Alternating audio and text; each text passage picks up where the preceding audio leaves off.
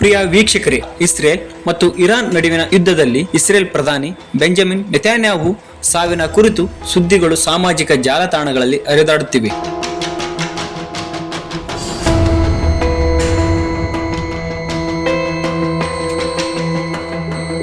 ನಿಜಕ್ಕೂ ನೆತನ್ಯಾಹು ಹತ್ಯೆಯಾಗಿದ್ದಾರವೇ ಇಲ್ವಾ ಎನ್ನುವ ಪ್ರಶ್ನೆಗಳು ಮೂಡುತ್ತಿವೆ. ನೆತನ್ಯಾಹು ಸದ್ಯ ಸಾರ್ವಜನಿಕವಾಗಿ ಕಾಣಿಸಿಕೊಳ್ಳದಿರುವುದು ಮತ್ತು ಅವರ ಹೆಸರಿನಲ್ಲಿ ಬಿಡುಗಡೆಯಾಗಿರುವ ವಿಡಿಯೋಗಳು ಹಲವು ಅನುಮಾನಗಳಿಗೆ ಎಡೆಮಾಡಿಕೊಟ್ಟಿವೆ.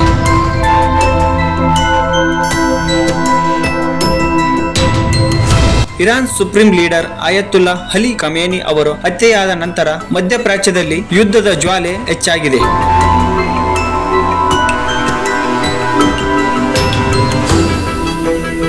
ಈ ನಿರ್ಣಾಯಕ ಸಮಯದಲ್ಲಿ ನೆತನ್ಯಾಹು 7 ಸತತ ಕ್ಯಾಬಿನೆಟ್ ಸಭೆಗಳಿಗೆ ಗೈರಾಗಿರುವುದು ವದಂತಿಗಳಿಗೆ ತುಪ್ಪ ಸುರಿದಂತಾಗಿದೆ. ವಿಡಿಯೋಗಳ ಸುತ್ತಲಿನ ಗೊಂದಲ.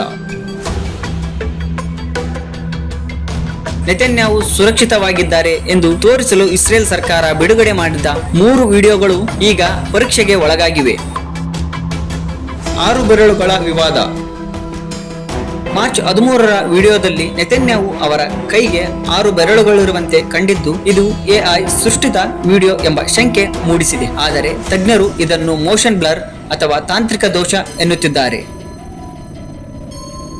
ಮಾಯವಾದ ಉಂಗುರ.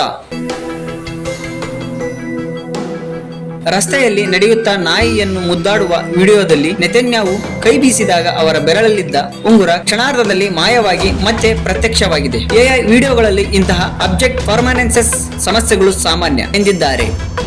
ಸ್ಥಿರವಾದ ಕಾಫಿ ಶಾಪ್ ವಿಡಿಯೋದಲ್ಲೂ ಹಿನ್ನೆಲೆಯ ಚಲನೆ ಅಸಹಜವಾಗಿರುವುದು ಪತ್ತೆಯಾಗಿದೆ. ಎಲಾನ್ ಮಸ್ಕ್ ಅವರ ಗ್ರೋಕ್ ಎಐ ಕೂಡ ಇವು ಡೀಪ್ ಫೇಕ್ ಇರಬಹುದು ಎಂದು ವರದಿ ಮಾಡಿವೆ. ಮಂಗಳವಾರ ಬಿಡುಗಡೆಯಾದ ಹೊಸ ವಿಡಿಯೋದಲ್ಲಿ ನೆತನ್ಯಾಹು ಅವರ ಅಮೆರಿಕದ ರಾಯಭಾರಿ ಮೈಕ್ ಅಕಾಬಿ ಅವರೊಂದಿಗೆ ನಡೆದುಕೊಂಡು ಸಂವಾದ ನಡೆಸುತ್ತಿರುವುದು ಕಂಡುಬಂದಿದೆ. ಈ ವೇಳೆ ಅಕಾಬಿ ಅವರ ತಮಾಷೆಯಾಗಿ ಮಾತಾಡಿ ಅಮೆರಿಕದ ಅಧ್ಯಕ್ಷ ಡೊನಾಲ್ಡ್ ಟ್ರಂಪ್ ಅವರು ವೈಯಕ್ತಿಕವಾಗಿ ನಿಮ್ಮ ಕ್ಷೇಮ ವಿಚಾರಿಸಲು ನನ್ನನ್ನು ಕಳುಹಿಸಿದ್ದಾರೆ ಎಂದು ಹೇಳಿದ್ದಾರೆ.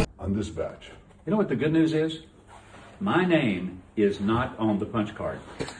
Your name is on the list of the good guys. ಒಟ್ಟಾರೆಯಾಗಿ ಇಸ್ರೇಲ್ನಂತಹ ಪ್ರಜಾಪ್ರಭುತ್ವ ರಾಷ್ಟ್ರದಲ್ಲಿ ಪ್ರಧಾನಿಗೆ ಏನಾದರೂ ಅನಾಹುತವಾಗಿದ್ದರೆ ಅದನ್ನು ದೀರ್ಘಕಾಲ ಮುಚ್ಚಿಡುವುದು ಅಸಾಧ್ಯ. ಆದರೂ ಸಾರ್ವಜನಿಕವಾಗಿ ಅವರು ಕಾಣಿಸಿಕೊಳ್ಳುವವರೆಗೂ ಈ ಸೈಕಾಲಜಿ ವಾರ್ಫೇರ್ ಮತ್ತು ವದಂತಿಗಳು ನಿಲ್ಲುವ ಕ್ಷಣ ಕಾಣುತ್ತಿಲ್ಲ. ವೀಕ್ಷಕರೇ, ಹೆಚ್ಚಿನ ಅಪ್ಡೇಟ್ಗಳಿಗಾಗಿ ನಮ್ಮ ಕನ್ನಡ ಪ್ಲಾನೆಟ್ ಯೂಟ್ಯೂಬ್ ಚಾನೆಲ್ ಅನ್ನು ಸಬ್ಸ್ಕ್ರೈಬ್ ಮಾಡಿ.